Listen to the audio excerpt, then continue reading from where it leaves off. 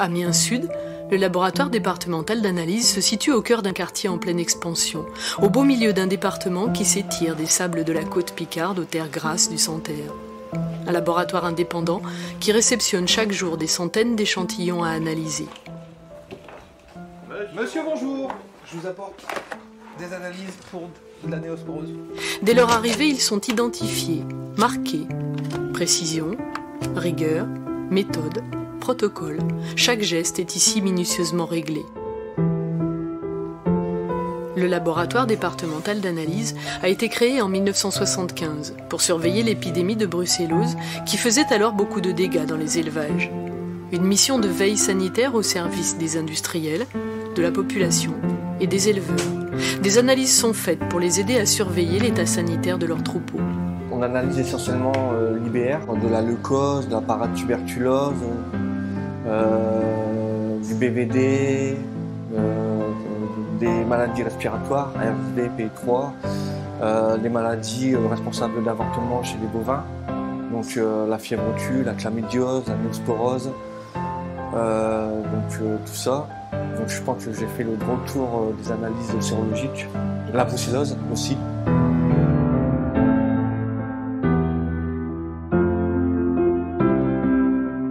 D'autres analyses sont réalisées pour accompagner les acteurs des commerces alimentaires et de la restauration. Chaque jour, des agents de collecte sillonnent les routes de la Somme et prélèvent des échantillons en cuisine, en magasin ou encore en service de restauration collective. Une surveillance qui a valeur d'accompagnement, aidant ainsi les professionnels à améliorer leurs procédures, vérifier l'état des surfaces, la température de conservation des aliments et les gestes mis en œuvre pour garantir la qualité des repas servis.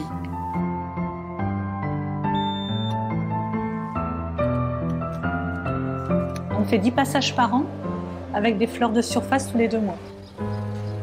Près de 50 services de restauration scolaire de collèges sont ainsi suivis. Des prélèvements sont aussi effectués dans les cuisines des hôpitaux, des maisons de retraite. Tout au long du circuit, la maîtrise de la température est essentielle. Garder les échantillons au frais au cours du transport garantit la fiabilité des résultats. De retour au laboratoire, les échantillons sont soumis à des analyses qui permettront de mesurer la qualité bactériologique des produits mis à la disposition des consommateurs. Les boîtes ont été réfrigérées samedi et dimanche, suivant les incubations. Et donc là, on peut retrouver tout ce qui a été fait la semaine dernière. Donc des recherches de salmonelle, par exemple, où là, on a une suspicion avec des belles colonies violettes. En fait, là, on a réalisé un dénombrement de Bacillus cereus, qui sont les colonies roses, là. Mais on est obligé de les confirmer pour être sûr d'avoir affaire à du Bacillus cereus. Donc on les repique sur une gélose sang pour confirmer qu'elles sont hémolytiques en fait. Donc celle-là est bien hémolytique puisqu'on a la trace là de la disparition des hémacines dans la gélose sang. Là par contre celle-là ne l'est pas. Un maillon essentiel et incontournable pour toute l'activité du laboratoire, la laverie. Après avoir été utilisé pour les analyses, tout le matériel est décontaminé en autoclave, nettoyé, puis à nouveau passé en autoclave en sortie de processus pour une stérilisation parfaite avant de repartir dans les différentes unités.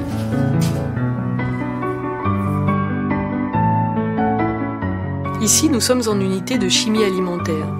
On y détermine la composition des aliments, comme par exemple le taux de matière grasse d'un tourteau de lin, pour aider l'éleveur à équilibrer les rations alimentaires de son troupeau.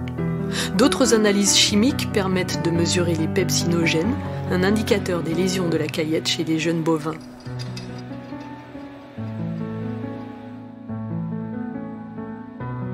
On réalise le dosage des pepsinogènes dans le sérum bovin. C'est-à-dire qu'en fait, on recherche un parasite qui se trouve dans les intestins de la vache. Et ce parasite se retrouve dans le sang. Sophie Dardalon est vétérinaire. C'est elle qui assure les autopsies d'animaux confiés au laboratoire. Chevreuils ou lièvres, chiens ou chats, bovins ou caprins, ou même oiseaux migrateurs et phoques marins, dont on peut chercher ici les causes de la mort. Vu l'aspect très vert, clair et très mousseux, on peut aussi partir sur une pathologie du rumen avec une météorisation spumeuse. Voilà, donc il y a différentes pistes à explorer, mais c'est un animal de toute façon qui était parasité, très animé, très maigre, donc pas en très bon état général, et qui peut-être en ayant des difficultés à s'alimenter a fini par faire une météorisation spumeuse. Voilà. Mais ça reste des hypothèses. On va quand même faire un contrôle bactérien, parasitaire. Il y a quand même des selles, donc c'est un animal. Des actes qui sont facturés aux clients, mais qui, au regard du temps passé, ne sont pas très rentables pour le laboratoire. Une mission de service public, une veille sanitaire pour mieux prévenir ou contenir les épidémies. Donc là, sur cette gélose, on voit qu'il y a différents types de colonies qui ont poussé. Donc vous avez des colonies jaunes, après des un petit peu plus grosses muqueuses et des petites colonies blanches. Donc moi, en fait, je vais reprendre ces bactéries qui ont poussé stérilement.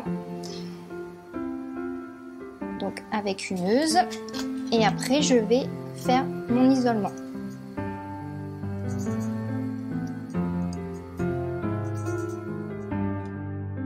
De retour en unité de santé animale. Après avoir laissé les bactéries se développer en étuve, on peut les isoler pour une identification plus précise et ainsi aider éleveurs et vétérinaires à choisir les antibiotiques adaptés. En complément des techniques d'analyse classique, le laboratoire est équipé pour le dépistage des maladies animales par l'amplification d'ADN. Chaque espèce a en elle une petite partie d'ADN bien spécifique. C'est cette petite partie-là qu'on va essayer de déceler. Et comme l'ADN c'est minuscule, donc en fait pour pouvoir le détecter, on va l'amplifier. Donc c'est-à-dire qu'on va lui faire subir une série de cycles. Et à chaque cycle, le brin d'ADN qui est double va être séparé et redoublé.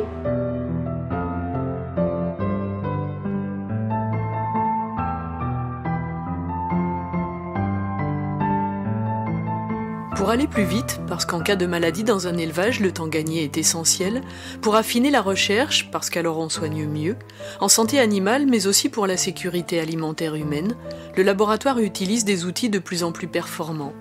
Ici, grâce à une méthode miniaturisée, un automate permet d'identifier les flores indicatrices de qualité dans les produits alimentaires. La carte et qui va lire le code barre. Ensuite, on a une ampoule, en fait, une ampoule à UV dans l'appareil. Et donc la lumière va passer à travers les puits, chaque petit puits. Et la réaction va se lire de cette façon. Alors, c'est apparition, disparition de fluorescence. On est obligé d'être très rigoureux, c'est pour ça qu'on a une accréditation COFRAC qui nous certifie que l'on travaille dans un certain nombre de normes bien définies. Donc on a des audits tous les 18 mois qui vérifient qu'on n'a pas d'écart qui se creuse entre ce qu'on a dit qu'on ferait et ce qu'on fait réellement. Donc on surveille à la fois la formation des personnes, les matériels, la qualité de nos analyses, jusqu'à la qualité des rapports, de façon à ce qu'on n'ait pas du tout d'écart qui se crée dans le temps.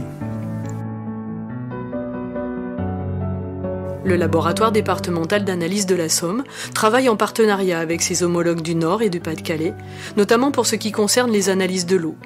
Ensemble, pour être plus performants